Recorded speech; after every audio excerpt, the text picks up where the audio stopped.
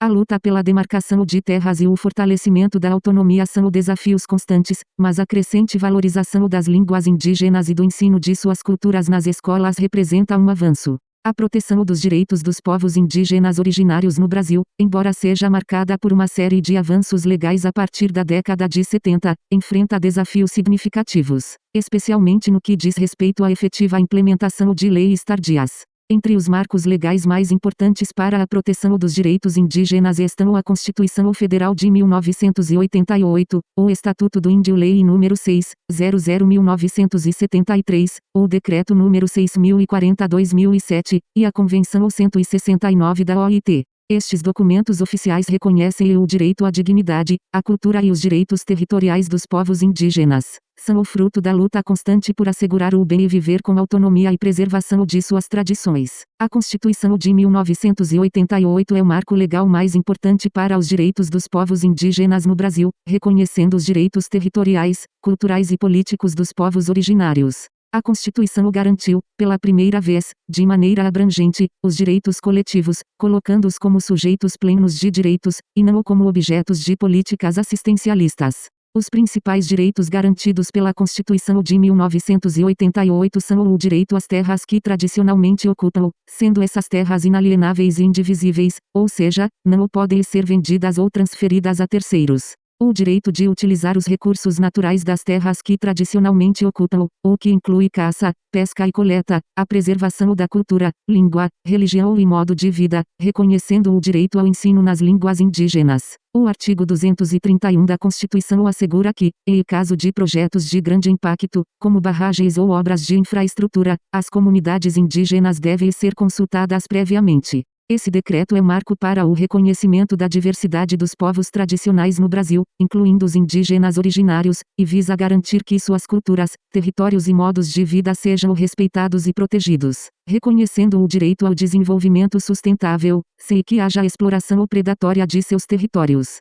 O decreto tem um impacto direto na vida dos guaranis, pois garante que suas práticas tradicionais, como a agricultura sustentável, a caça e a pesca, sejam respeitadas como formas legítimas de desenvolvimento. Além disso, a promoção de uma política de desenvolvimento sustentável assegura que as terras indígenas possam ser protegidas contra a exploração predatória, especialmente frente a projetos de mineração e infraestrutura. Artesanato, tecelagem e trançado. Nas comunidades indígenas, como os guaranis, as mulheres desempenham um papel central na tecelagem e trançado de fibras vegetais, criando peças como cestarias, tapetes, bolsas e redes. Essas práticas têm significados culturais e espirituais. A idosa ancestral indígena, por sua vez, é uma figura de sabedoria, respeito e liderança, essencial para a preservação dos saberes tradicionais e fortalecimento da identidade cultural da comunidade. O Estatuto do Índio Lei nº 6.00/1973, embora criado ainda no período da ditadura militar, é uma legislação que se manteve por décadas como o principal marco legal dos direitos indígenas no Brasil. Porém, ao longo dos anos, ele foi criticado por ser excessivamente paternalista e por não garantir de fato a autonomia. Como exemplo, o conceito de reservas indígenas, que são territórios limitados onde as nações indígenas foram aglutinadas e controladas, reproduzindo os requintes de dominação estabelecidos pelo poder colonial, em um regime de tutela. A perspectiva de que o Estado deve se encarregar da educação e da saúde, sem consultar as próprias comunidades sobre suas necessidades, reproduz violências, ocasionando o epistemicídio social, reforçando a tutela e o controle ideológico, ao considerar os grupos indígenas incapazes de gerir suas próprias questões. Apesar de ter sido uma legislação importante em um período específico, o Estatuto do Índio impôs uma visão colonial de retirada de cidadania sobre os povos originários, tratando-os como infantilizados, incapazes de gerir seus próprios destinos. A Convenção 169 da Organização Internacional do Trabalho, OIT, ratificada pelo Brasil em 2004, é um dos tratados com peso internacional, voltado para a proteção dos direitos dos povos indígenas aldeados.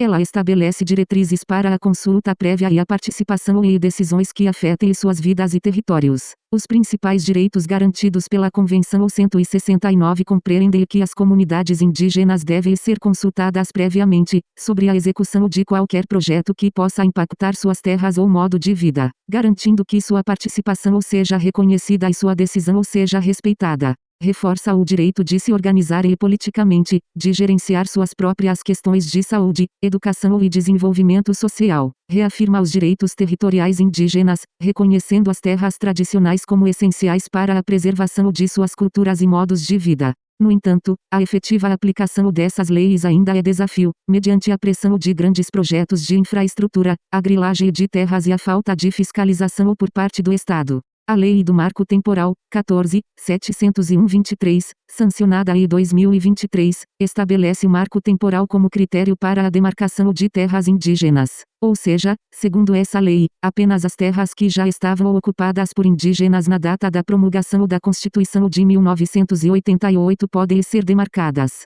A discussão sobre o marco temporal envolve uma complexa análise de normas constitucionais, leis complementares e tratados internacionais. A Constituição Federal reconhece os direitos dos povos indígenas à terra, mas a interpretação desses direitos tem sido objeto de diversas controvérsias.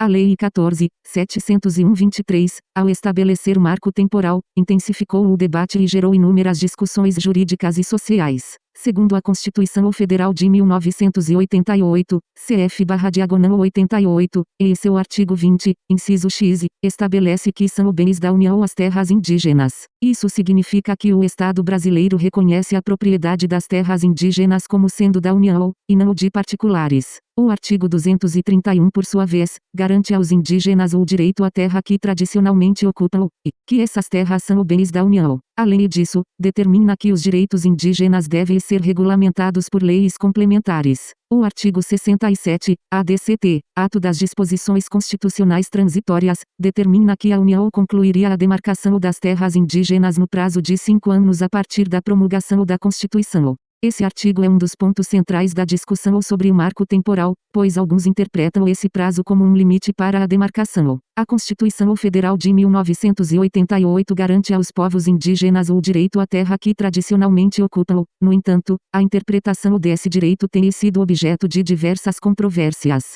especialmente em relação ao momento histórico a partir do qual se considera que uma terra está tradicionalmente ocupada. A discussão envolve análises complexas de normas constitucionais, leis complementares e tratados internacionais. As organizações indígenas defendem o direito à terra ancestral e à autodeterminação, argumentando que o marco temporal viola seus direitos constitucionais e ignora a natureza imemorial da ocupação indígena.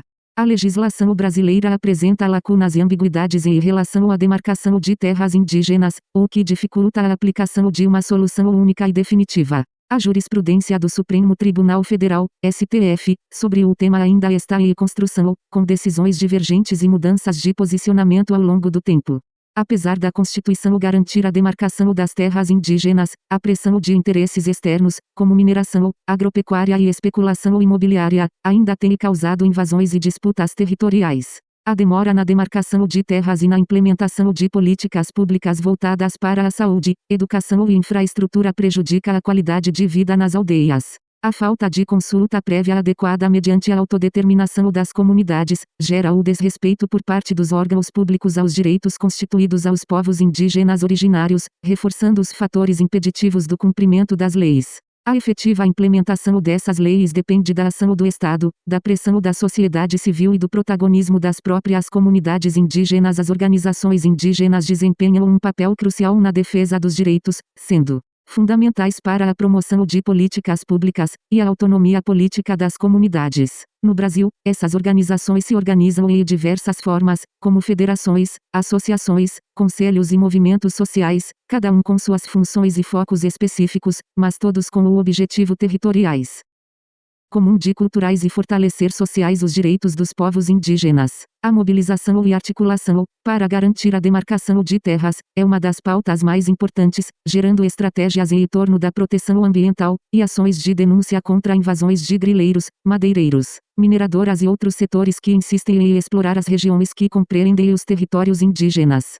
A APIB, Articulação dos Povos Indígenas do Brasil, é uma das principais organizações indígenas no país, atuante na defesa dos direitos e promovendo articulações políticas a nível nacional e internacional, organizando mobilizações, audiências e participando ativamente de discussões sobre a política A CONAP, Confederação Nacional dos Povos e Organizações Indígenas do Brasil, também atua na defesa dos direitos territoriais e culturais, e possui um papel de destaque na articulação de lideranças em torno da demarcação de terras e na resistência contra as pressões externas, governo, empresas, grileiros. As associações locais são de suma importância para a garantia de reivindicações específicas de nação indígena, e suas representações dentre os povos que as compõem. A Comissão Guarani Ivirupa, CGY, é um exemplo de comissão que busca congregar coletivamente as necessidades e reivindicações do povo guarani nas regiões sul e sudeste do Brasil. Ivirupa é a expressão utilizada em Guarani para designar a estrutura que sustenta a plataforma terrestre, evocando o modo tradicional de ocupação do território de maneira livre, antes da chegada dos não-indígenas, quando ainda não existiam as fronteiras coloniais.